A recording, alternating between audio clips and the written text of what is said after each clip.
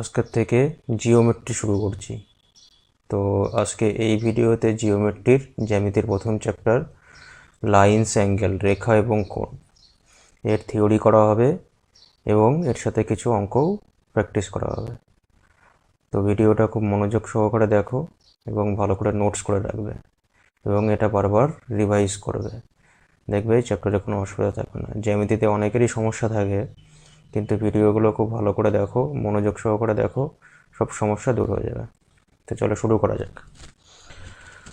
তো দেখো, প্রথমেই যদি আমরা একটা ফিক্সড পয়েন্ট থেকে, একটা নির্দিষ্ট বিন্দু থেকে এই দিকে এরকম টানলাম, এটাকে বলে একটা রশ্মি। রশ্মি বা ইংরেজিতে বলে রে, ঠিক আছে? তাহলে রশ্মির কি একটা নির্দিষ্ট পয়েন্ট থাকবে। এইবার এই রশ্মিটাকেই ধরো এই দিকেও অসীম পর্যন্ত, তীর চিহ্ন মানে অসীম পর্যন্ত বিস্তৃত, আর এদিকেও অসীম পর্যন্ত বিস্তৃত করে দিলাম। এর কোনো ফিক্সড পয়েন্ট নেই, এদিকেও অসীম এদিকেও অসীম। এটাকে বলা হবে সরল রেখা। সরল রেখা বা ইংরেজিতে একে বলে লাইন। আর এই সরল রেখার ওপর যে কোনো দুটো ফিক্সড পয়েন্ট নিয়ে, ধরো এইটুকু আমরা কেটে নিলাম, এইটুকুকে বলা হবে সরল রেখাংশ। সরল রেখাংশ, যাকে ইংরেজিতে বলে লাইন সেগমেন্ট। তো আমাদের জ্যামিতিতে এই সরল রেখাংশ নিয়েই কাজ হবে, লাইন সেগমেন্ট নিয়ে। তাহলে কি বললাম, রশ্মির একটা ফিক্সড পয়েন্ট থাকবে এবং একদিকে অসীম পর্যন্ত বিস্তৃত।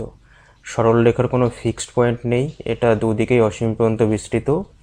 আর সরল রেখাংশ কি, সরল রেখার একটা অংশ কেটে নিলে, সরল রেখার ওপর দুটো পয়েন্ট এলাম, সেই পয়েন্ট থেকে সরল রেখার একটা অংশ কেটে নিচ্ছে, সেটাকে বলা হবে সরল রেখাংশ।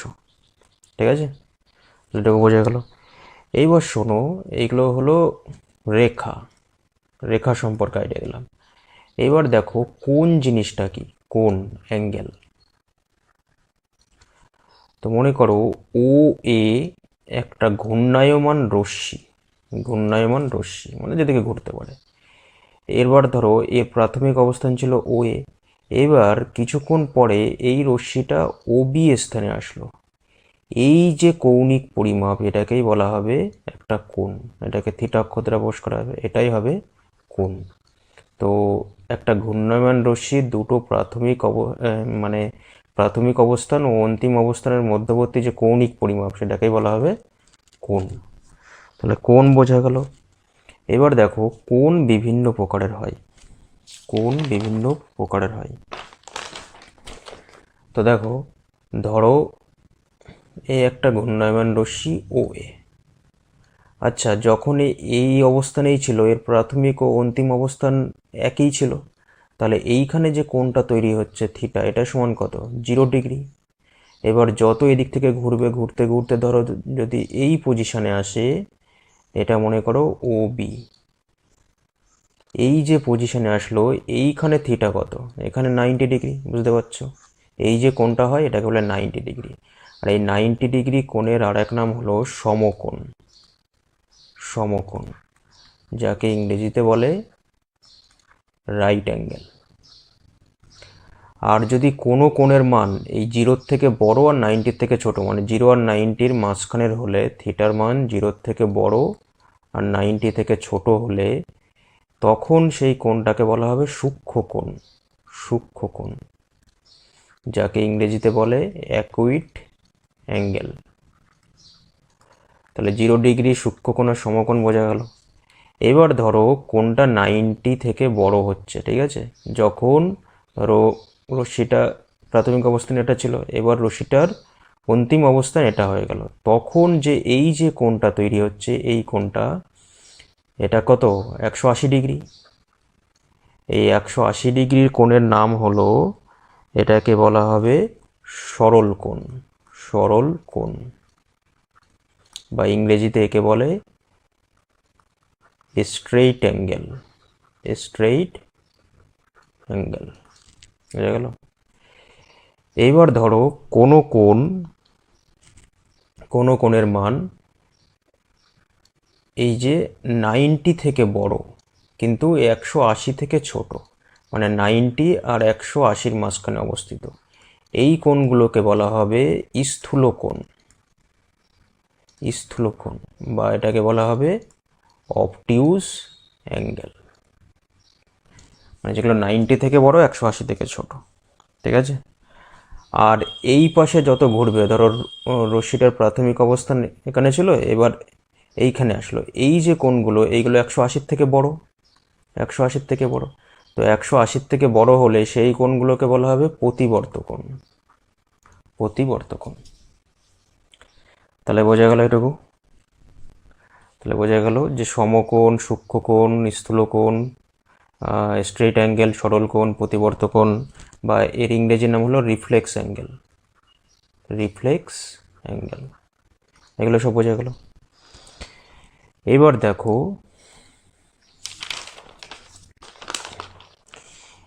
যে যদি দুটো কোণ, মনে করো একটা θ1 একটা θ2, এই দুটো কোণের যোগফল যদি 90 ডিগ্রি হয়, তাহলে এই θ1 θ2কে এদেরকে পরস্পরের পূরক কোণ বলা হয়। খুবই ইম্পর্টেন্ট এটা, পরস্পরের পূরক কোণ, পূরক আর সম্পূরক কোণ, এর থেকে প্রচুর কোশ্চেন আসে। তো দুটো কোণের সমষ্টি 90 হলে একে অপরকে পূরক কোণ বলা হবে। যেমন ধরো এক্সাম্পল 30-60, এ দুটোর যোগফল কত? 90। তো 45-45, এ দুটো পরস্পরের পূরক কোণ। এইবার যদি দুটো কোণের সমষ্টি 180 ডিগ্রি হয়, তখন তাদেরকে কি বলা হয়? তখন তাদেরকে পরস্পরের সম্পূরক কোণ বলা হয়, সম্পূরক কোণ বলা হয়। যেমন ধরো 60 আর 120 ডিগ্রি, এই দুটো পরস্পরের সম্পূরক। তারপরে ধরো 50 ডিগ্রি, 130 ডিগ্রি, এইগুলো পরস্পরের সম্পূরক। তাহলে বোঝা গেল পরস্পরের সম্পূরক কোণ কোনগুলো, যে দুটো কোণের সমষ্টি 180 হলে তাদেরকে পরস্পরের সম্পূরক বলা হবে। আচ্ছা, পূরকের ইংরেজি নাম হলো কমপ্লিমেন্টারি অ্যাঙ্গেল, কমপ্লিমেন্টারি অ্যাঙ্গেলস। আর সম্পূরকের ইংরেজি নাম হলো সাপ্লিমেন্টারি অ্যাঙ্গেল, সাপ্লিমেন্টারি অ্যাঙ্গেলস। এগুলো সব মনে রাখবে। পূরক সম্পূরক বোঝা গেল। এবার শোনো, আরও কিছু কোণ সম্পর্কে আমাদের জানতে হবে, আরও কিছু কোণ সম্পর্কে আমাদের জানতে হবে।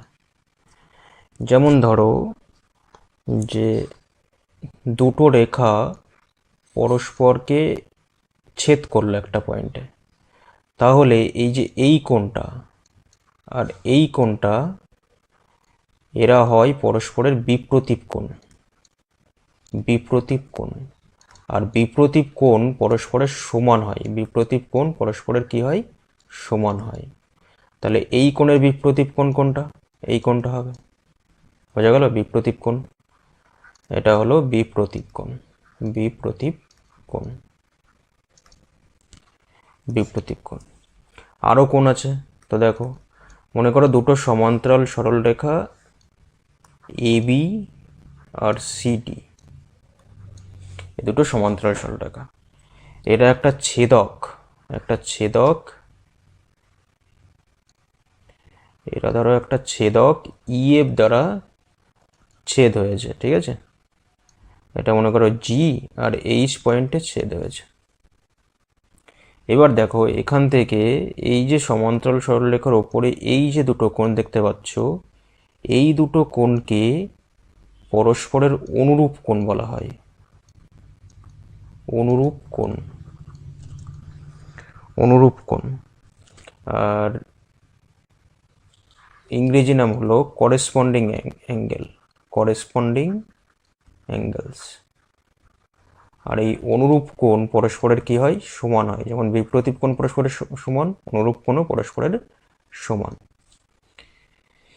এবার দেখো যে এই অ্যাঙ্গেলটা দেখতে পাচ্ছ আর এই অ্যাঙ্গেলটা দেখতে পাচ্ছ, এই যে দুটো অ্যাঙ্গেল, এদের পেয়ারকে কি বলা হয়? একান্তর কোণ, একান্তর কোণ।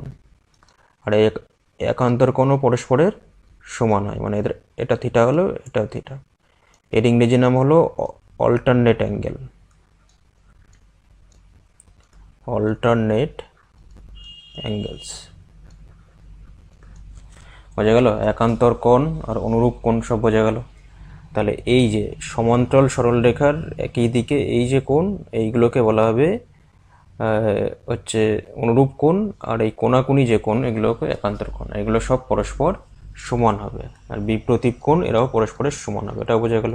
এগুলো অপোজিট অ্যাঙ্গেল, অপোজিট অ্যাঙ্গেলস। এটুকু সব বোঝা গেল। এবার শোনো একটা জিনিস,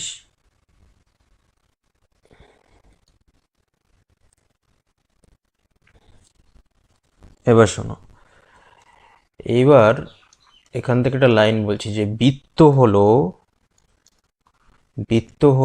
একটি বহুভুজ, যার বাহু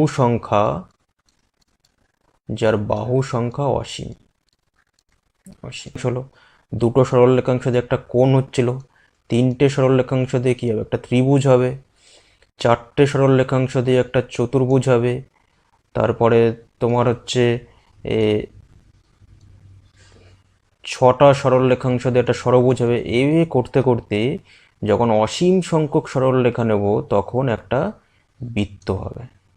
বোঝা গেল? এই জিনিসটা মাথায় রাখবে। বৃত্ত হলো একটা বহুভুজ, বহুভুজ মানে কি, যার অনেকগুলো বাহু আছে, যার অসীম সংখ্যক বাহু। আর এই যে সরল রেখাংশ বা সরল রেখা হলো একটি বৃত্ত যার ব্যাসার্ধ হলো অসীম। এবার দেখো এই বৃত্তের ব্যাসার্ধ এটা আছে। এবার যদি একটা সরল রেখা হয় তাহলে কি, এটা একটা বৃত্ত হচ্ছে কিন্তু এটা অসীম পর্যন্ত বিস্তৃত, এটাই হবে ব্যাসার্ধ। তো ব্যাসার্ধ হলো অসীম। তো এই দুটো জিনিস মনে রাখবে, অনেক সময় এমসিকিউ হয়।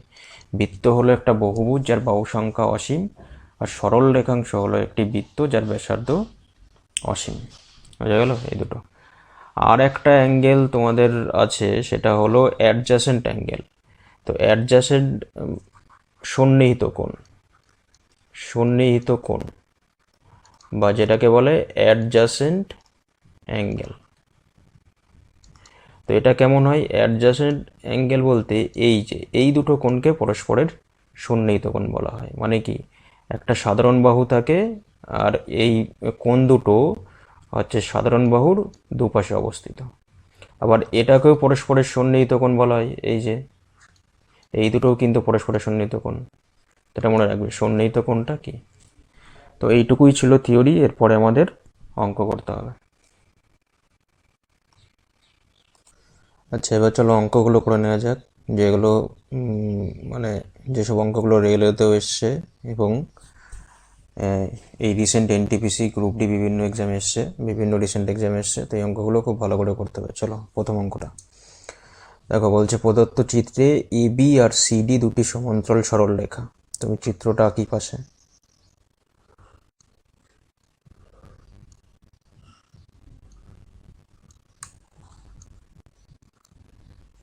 এবি আর সিডি পরস্পরের সমান্তরাল রেখা, আর এটাকে একটা ছেদ করেছে পি কিউ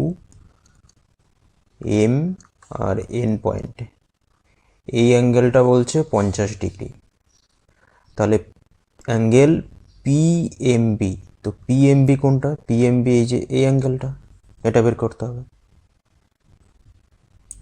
তো দেখো এই দুটো যদি পরস্পরের সমান্তরাল হয় তাহলে এই কোণটা আর এই কোণটা কি পরস্পরের অনুরূপ কোণ। তাহলে এটা 50 হলে এটাও 50 হবে, কারণ অনুরূপ কোণ সমান হয়। এইবার দেখো এই যে পয়েন্ট, এটা একটা লাইন, তাহলে এই পুরোটা কি স্ট্রেট অ্যাঙ্গেল, মানে 180 ডিগ্রি। তাহলে এই অ্যাঙ্গেলটার মান কত হবে? 180 মাইনাস 50 ডিগ্রি, মানে কত হবে? 130 ডিগ্রি। তাহলে আনসার কোনটা হবে? আনসার হয়ে যাবে সি। বুঝা গেল? চলো নেক্সট অঙ্কে। তো দেখো এখানে কি বলেছে, আগে চিত্রটা এঁকে নিই। L1, এটা হচ্ছে L1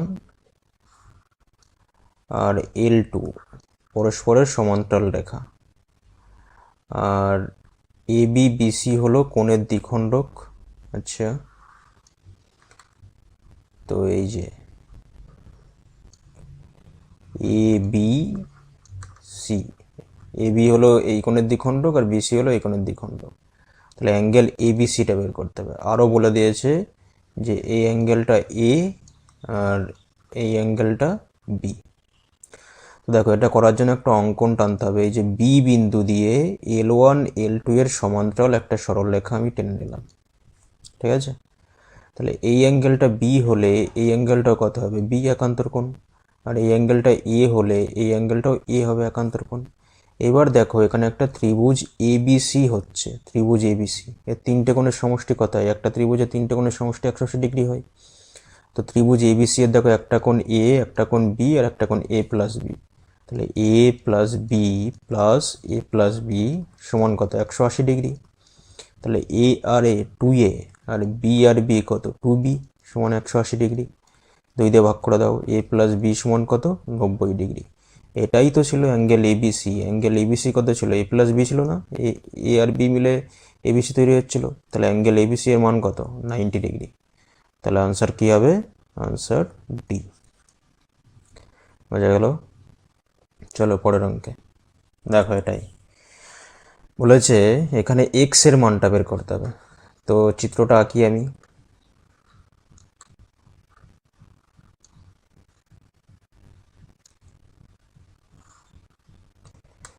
তো এটা এ বি, এটা সিডি আর এটা ই।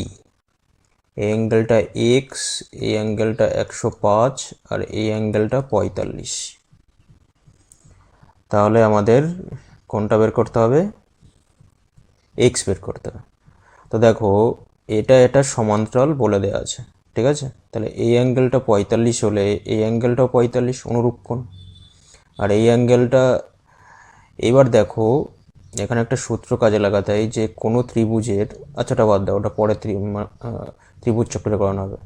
তো দেখো এই পুরো অ্যাঙ্গেলটা 180, এই পুরো অ্যাঙ্গেলটা 180। তাহলে যদি এটা 105 হয় তাহলে এই অ্যাঙ্গেলটা কত? 75 হবে। 180 মাইনাস 5। এবার দেখো এই যে ত্রিভুজ এক্স প্লাস 45 প্লাস 75, এই তিনটে কোণের সমষ্টি কত? 180। তাহলে এক্স প্লাস এই দুটো যোগ করো, 50 120 সমান 180। তাহলে এক্স সমান কত হবে? 180 মাইনাস 120 কত? 60 ডিগ্রি। কোনটা আনসার? আনসার এ। এবার দেখো অঙ্কটা, এটা তো এক্স বের করতে হবে। তো চিত্রটা আগে এঁকে নিই। তো এটা এ বি আর সিডি সমান্তরাল এখানে, ঠিক আছে? আর এই যে এই অ্যাঙ্গেলটা 110, এই অ্যাঙ্গেলটা 35 আর এই অ্যাঙ্গেলটা বলে দিয়েছে 2x প্লাস 15, এটা পাশে লিখলাম 2x প্লাস 15 ডিগ্রি অ্যাঙ্গেলটা। তো এবার দেখো সেম একটা অঙ্কন করতে হবে। A B R C D এর সমান্তরাল সরল রেখা আঁকলাম এখানে।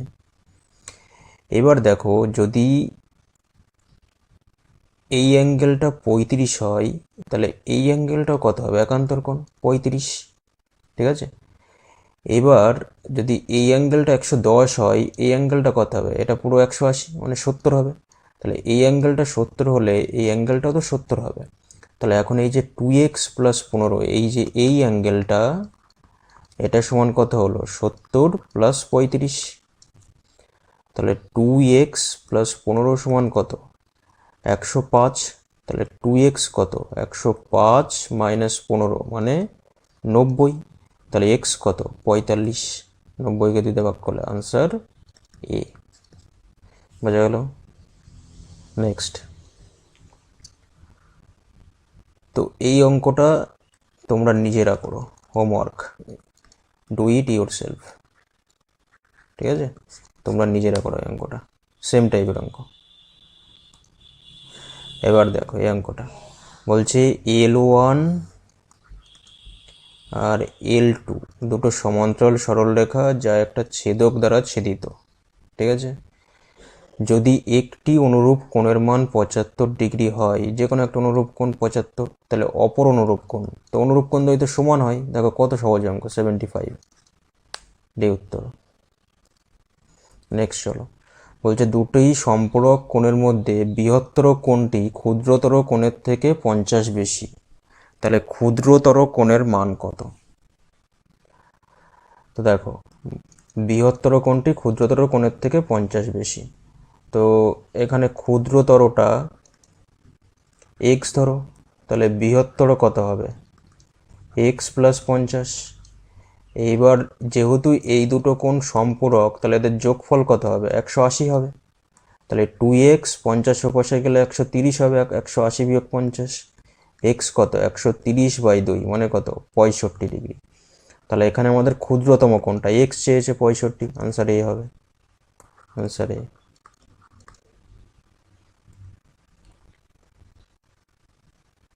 এটাও নিজেরা করবে, হোমওয়ার্ক,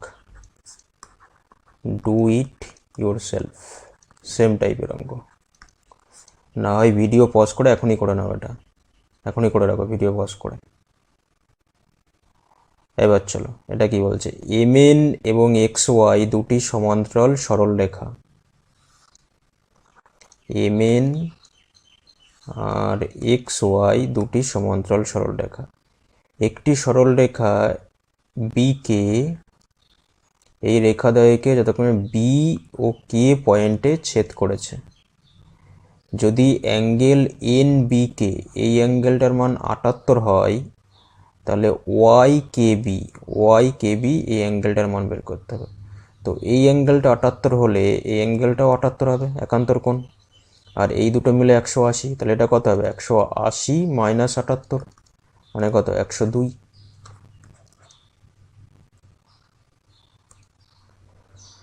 এবার বলছে একটি কোণের পরিমাপ তার পূরক কোণ, এটা হবে পূরক কোণের থেকে 18 কম, তাহলে কোণের মান কত? তো পূরক কোণের থেকে 18 কম, ঠিক আছে, তাহলে কোণটার মান কত? তাহলে ফার্স্টে পূরক কোণটা ধরে নাও, পূরক কোণটা হলো এক্স, তাহলে ওই কোণটি কত? X minus 18। এবার তাহলে এই দুটোর সমষ্টি কত হবে? যেহেতু দুটো পূরক কোণ 90 হবে, তাহলে 2x 18 পাশে গেলে 90 প্লাস 18 মানে কত হবে? 108। তাহলে এক্স কত হলো? 108 ভাগ 2, 54। এবার এক্স ছিল পূরক কোণটা, তাহলে সেই কোণটা কত? তাহলে কোণটা কত হবে? 54 মাইনাস 18 মানে 36, আনসার ডি।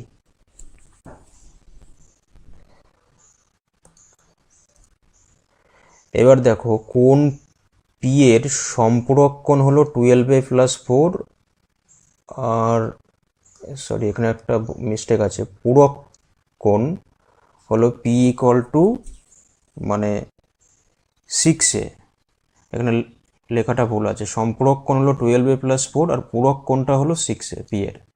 তাহলে পি এর মান কত? তাহলে দেখো এখান থেকে লিখতে পারি পি প্লাস 12a প্লাস 4, এটা সমান কত হবে? 180, কারণ এই দুটো সম্পূরক কোণ। আর পি প্লাস 6a এই দুটো পূরক কোণ, তাহলে এটা 90 হবে, ঠিক আছে। এইবার এটা 1 নম্বর, এটা 2 নম্বর।